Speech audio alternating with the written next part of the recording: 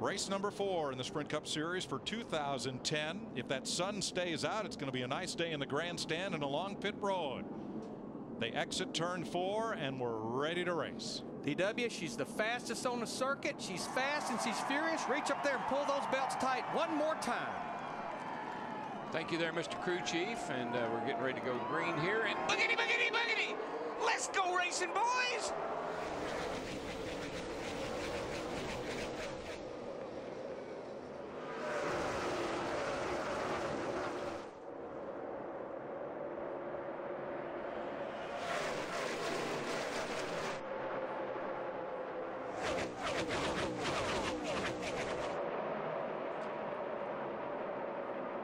I believe Kyle Busch, that 18 car, is going to run her wide open through 3 and 4. I tell you, he sailed her off in there. He wanted to lead that first lap, and that outside line has been really, really good for everybody all weekend long.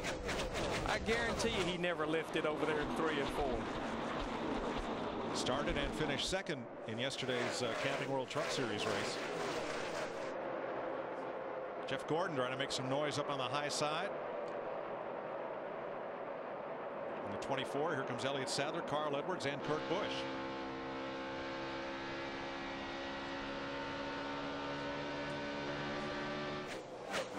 The 3 widest driver on that lap, you just saw him flash by, Jimmy Johnson in the lowest 48. He's not wasting any time, Larry. When I said let's go racing, boys, he must have heard me.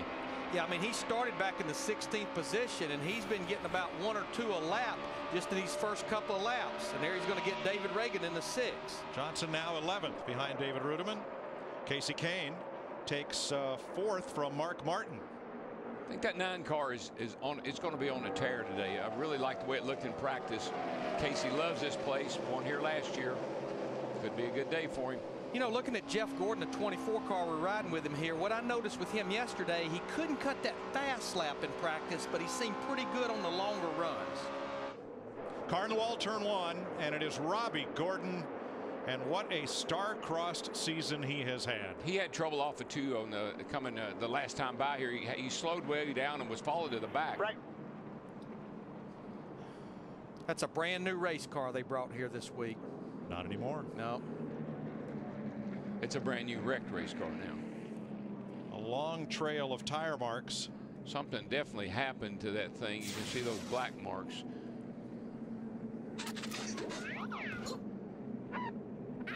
Oh, he's sideways before he ever gets to the corner. And the tire comes apart. That's what you saw down on the apron. Yeah. He was slow off of turn 2, Mike, coming around this time. Let's see if this shows the start of it. There's the number 7. Yeah, you see, there goes the carcass off the tire right there. You start these tires with such low air pressure, particularly left sides. Sometimes you can damage a tire if you get it too low too early. Happened right in front of Michael McDowell and the remaining 3 treads. Look at those left a real trail up into the safer barrier in turn 1. Serious black marks. Yep. But you're right, Darrell.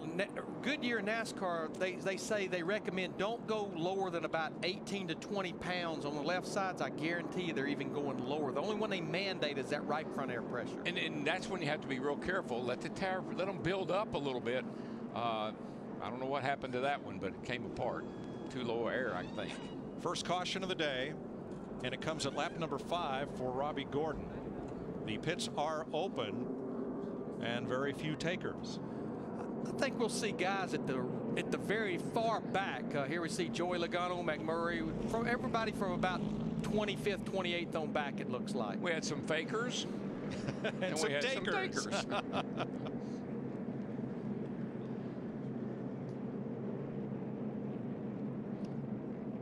Ryan Newman, the 39 car, started at the rear, as well as Tony Stewart in the 14. They decided to hit pit road. Bill Elliott in the Wood Brothers car, and Greg Biffle, Boris Said, and Regan Smith. Looks like Logano may get out quickest. He was very good in the final practice, actually both practices yesterday. See our points leader Kevin Harvick in that Pennzoil car. He hit pit road as well. Greg Biffle in that backup car. Working the first caution of the day in the Kobalt Tools 500. The Kobalt Tools 500 is sponsored by Kobalt Tools. Kobalt, the next generation of top tools. By Sprint, proud sponsor of the NASCAR Sprint Cup Series. By Toyota, moving forward. And by FedEx, we understand you need reliable shipping options. FedEx.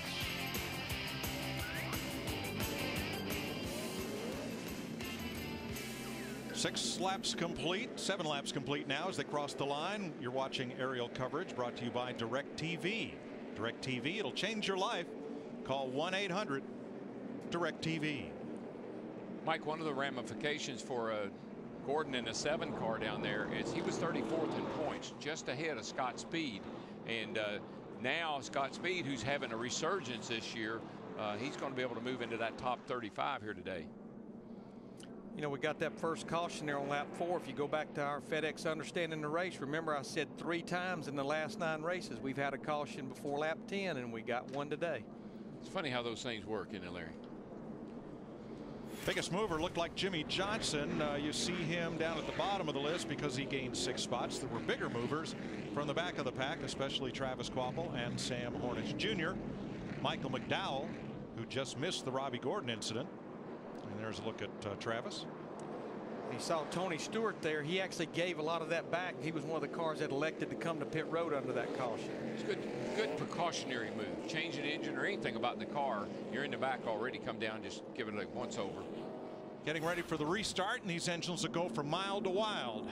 Now our leader Kyle Busch, based on the start of the race, elected to go to the outside on this restart. Based on the initial start, that's a good move. I'd say from what we saw, yeah, I think that's good. These drivers will come to full throttle and we'll crank it up for them.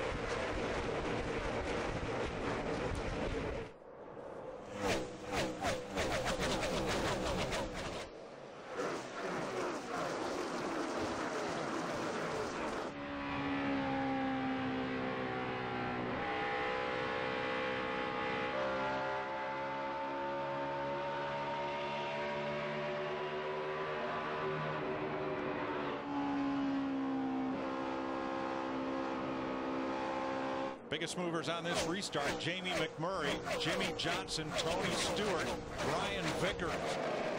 Each came flying out of their respective packs. But I think that just shows you right there, fresh tires versus tires that even had 4 laps on them. But look at that 48. He's already up to 6th place, Matt. And he came on the radio, DW, and told Chad Knaus, this car is good. The only issue that he has really centers around one of the vent tubes around his helmet. It's tugging in a certain way, causing a little bit of an issue, but really that race car on a rail right now, it's a rocket. If it stays like this, I wouldn't even fix that. Just keep it tugging. You can just see right up here, that's the air inlet for the cool box. It looks like it just doesn't have enough slack in it, and you can see his head kind of pulling back on his head right there. That's probably what's bothering him.